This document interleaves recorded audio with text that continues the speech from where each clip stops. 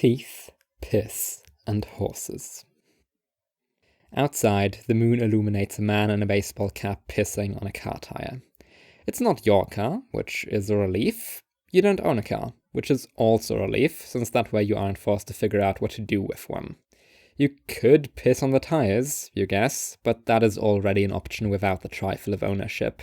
The cafe in which you are set has a bathroom, of course, though you don't know where it is. That's not the point. Very little about this place has a point. It's a sort of establishment in which one spends time being pointless, observing tire pissing, and writing manuscripts.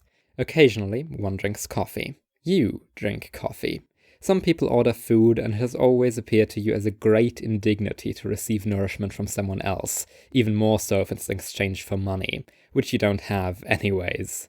Come to think of it, there's a use for cars. You could trade it for cash and buy a bagel if you had one, maybe even buy your dignity back for the former, or you could always piss on it.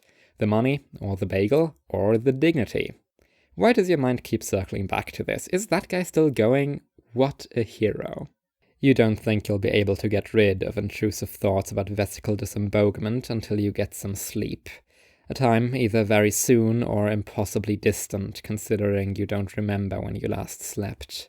Instead, you bite down on your lower jaw and hear a comforting crack, accompanied by the tastes of calcium and root, blood and pain and self swirling around your oral cavity as you keep chewing. Years ago, you read in a book that sharks regrow their lost teeth, 30,000 at least over the course of a lifetime, though you'll need far more than that. It is admittedly a distant concern. As you type another paragraph, the words you are shedding surely to be replaced in time. Maybe you'll steal a bagel on the way out. Some possible uses have already made themselves apparent. A waitress, who apparently just overheard your train of thought about bagel theft, makes her way towards the window. Hey, just to give you a heads up, we're closing in a bit. Busy. Sorry, sweetie, didn't catch that. I said I'm busy. Oh, I guess I'll just work overtime then so you can finish your blog post or something? If she has noticed you bleeding from your mouth, she's ignoring it. I'm writing a story. Well, I don't think you're very good at it, to be frank. You don't seem like you talk to people. Oh, I do. It's just... Not face to face? Always wondered how that works for people who are so superstitious about everything they are presented with to cling most strongly to faceless text boxes. For all you know, I could be every single one of your internet friends. Wow, I really ticked you off, huh? Not particularly. I'm just interested in how you'd respond. People watching, you know. People watching is passive. Yeah, if you're a coward. There's no malice to her smile, even though it reminds you of your own, and that might just make it worse. You really get the feeling that this lady is out there pissing on tires while you drink mediocre coffee in dingy cafes. Right, so let's say you saw straight through my meticulously constructed facade, and I am super fucking socially incompetent. It wouldn't matter, because I specialize in a form of storytelling beyond human constraints. It requires you to become a shark. Oh, Christ! We get screenplay hipsters in here sometimes, but this is a whole new level. Really didn't expect some greatest artist of my generation bit from a girl who's my age at best. You tell her your age. Even worse. So tell me, what's your problem with stories about people? Okay, right. First of all, there's God-eater tales. Man versus nature, or society, or technology, or, well, God, or whatever. It's all the same thing, really. Some externality to be reined in, especially autoproductive ones, whatever God we decided to build that day, and it's easy. Fighting runaway processes is pretty much all humans ever do. Like with nuclear power. You take something with an intrinsic drive to propel itself into a city-scale catastrophe and consume its energy. Feast on its flesh until you're safe. Most of the time, it's stuff we made ourselves. Gods, tech, societies. God-eating is like drinking your own saliva. People get unbearably preachy about how revolutionary stories about toppling frameworks are, when the only thing that would be truly unprecedented is a system that doesn't get eaten eventually. You'll shit out another one, of course, but the unimaginative hacks can worry about that in the sequel. Even Nietzsche managed to kill God, and he didn't even come close to becoming a shark. He became horse. Loathsome creature. You don't like horses?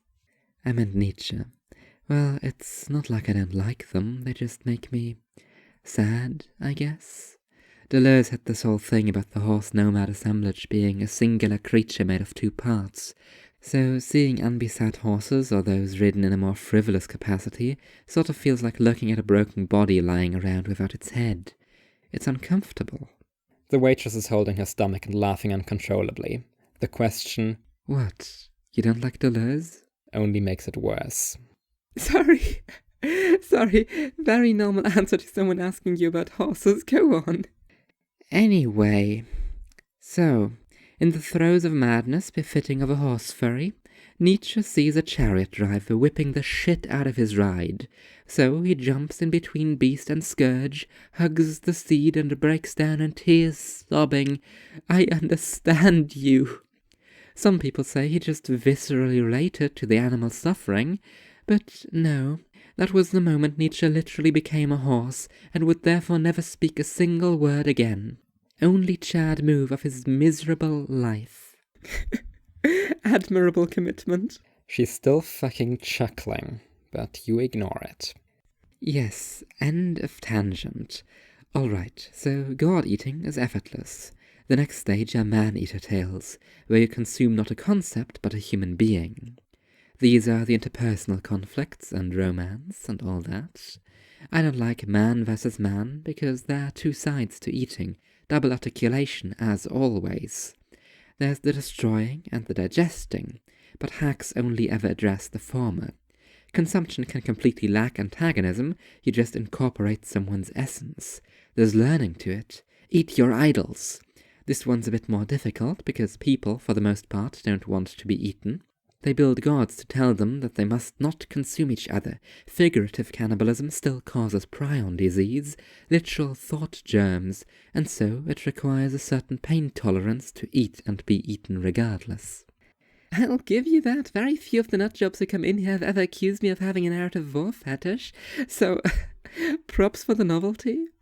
Literally, who doesn't these days? It's always vor, horses, or piss. But let me get to the last type. You flash a bloody and disjointed grin. Teeth-eater tales. You see, man-eater tales are somewhat respectable. You have to at least stray a little from the beaten path to become a cannibal. It's difficult and frowned upon, and you can die, but it's nothing compared to teeth-eater tales. Eating teeth is impossible. You run out of things to chew with. It's not just digesting yourself, but digesting your own digestion mechanism. The Ouroboros even is an insufficient metaphor because it is cucked enough by geometry to start at its tail instead of at its head, as is the way of the Dontavore. To fully eat your teeth, you need to grow new ones for the task as you go, through a power you are not supposed to have. Acquiring food is where people first formed tribes after all, and living off your own being, becoming a radical singularity, is therefore the equivalent of cutting a power line, essentially self-harm in the post-lane lobster clutch of meat-digital superposition, as we all know, or rather, it is hyper-self-harm, disturbing the function of the pan-human cluster organism we are all part of. You have become a cancer, and you will be destroyed.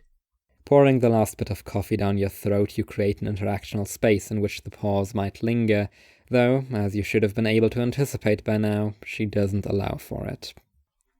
That's it? See, this is why you need to talk to people. Don't get me wrong, the whole edgy, self-devouring auteur shtick is cute and all, but waxing philosophical about the threat you pose to society is a good sign that you're sat pretty fucking comfy. You don't get away with this shit otherwise, like, the world breaks people down, so you'll totally show them by, what, doing it yourself? Sounds like a psyop, TBH. That's not even speaking of the structural problems. And what would those be? Remember how I said I wouldn't be pulling overtime? Get out. I'll join you in a bit. You hadn't noticed the rain outside despite its intensity. Getting home will be a pain. But for now, you're safe under the considerately existing overhang, offering protection from the elements. In the parking lot, a guy in a baseball cap is still pissing against a tire. It could be a different guy, for all you know, but you don't think it is. Your mind could be playing tricks on you, but you feel certain that if you went over there to check, he would turn out real regardless of whether he was before. Since you wouldn't know how to deal with that, you stay still and listen to the water's erratic beat. It's safer. You taste dentin. There are more holes in your jaw than you have room for, and distinctly more than you recall making yourself. The idea unsettles. It unnerves. She really does have you on the back foot. Sorry to keep you waiting. Let's just grant that things are more worthwhile the more difficult they are, which is bullshit, for the record, in favor of which I state most things, and also that you have chosen the path of maximum resistance, which is equally bullshit. There's still the question of the audience. What of it? There are few more virulent psyops than the idea of art being for an audience. It isn't, shouldn't be, and if you make it for one, you're a hack. You don't actually believe that. You don't think that the group you picture when hearing the term audience is deserving of art, some imagined mass of mindless consumers, but you do think that art is for you. Maybe you even think you make yourself worthy of it through creation you consider difficult.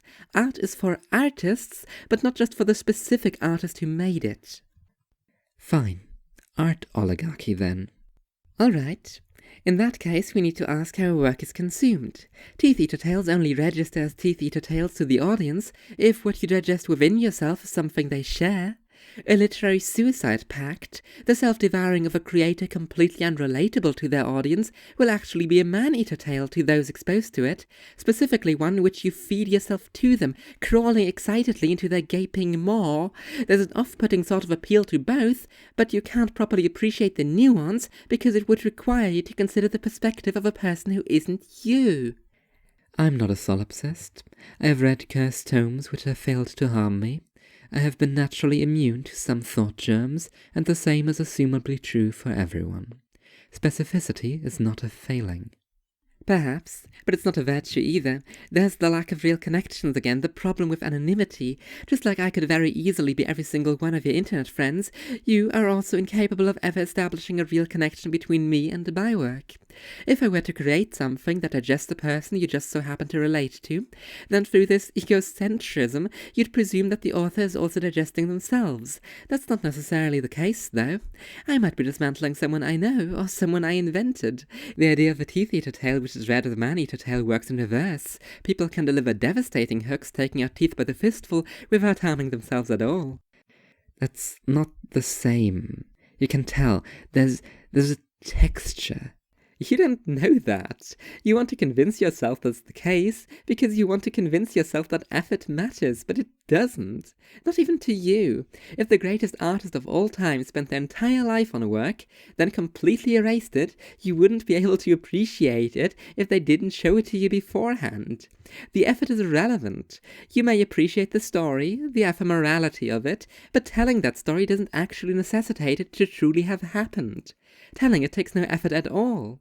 Similarly, all that matters to you is that art digs into you and retches something out. You like to imagine that the artist had to put that same thing in, but that too is just a story you don't need any supporting reality for. So what? Ignorance is bliss? What a novel fucking take. Not at all. I'm pointing out that you're willfully ignorant, but it doesn't seem particularly blissful. I'm saying that the relationship between an artist and their work is irrelevant to your experience of it, but that you should strive to understand it anyway in order to repay them. It's rude to be punched in the face and not retaliate. It's an insult. It makes one feel like they didn't hit hard enough. People eating each other is way more efficient than your petulant lip-biting, feeding pre-chewed personality parts to each other like a bunch of fucking birds. That is the sort of god or society or whatever that I want to build, at least.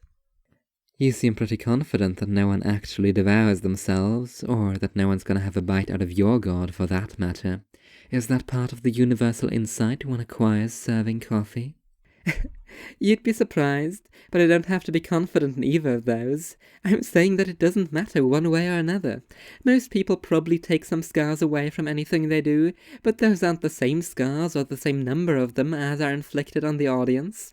It's always a mixture of teeth-eating and man-eating, a balanced diet. People are pretty similar, so digesting yourself is usually a good place to start. And most art is essentially a conversation with some version of yourself, but everyday movements might also punch a stranger in the jaw if you simply aren't paying attention. So what if my god isn't permanent? Neither am I, but it seems really fucking stupid to digest so much if you're not going to use that energy for anything constructive. I don't want to be an auto-devouring singularity. I want to get rid of shit. We are just as much what we take in as we are what we decide not to keep. That's how you become efficient. That's what the trading blows is for. Have you ever considered that Nietzsche might have become horse because the horse by itself is an incomplete being? It's literally the only final act of the recluse that makes any sense. The acknowledgement that being a singularity sort of sucks. He was wielding all of the homoerotic symbology in his frail philosopher body to make a statement to the insufficiency of self. Sometimes you just fucking need someone to ride you.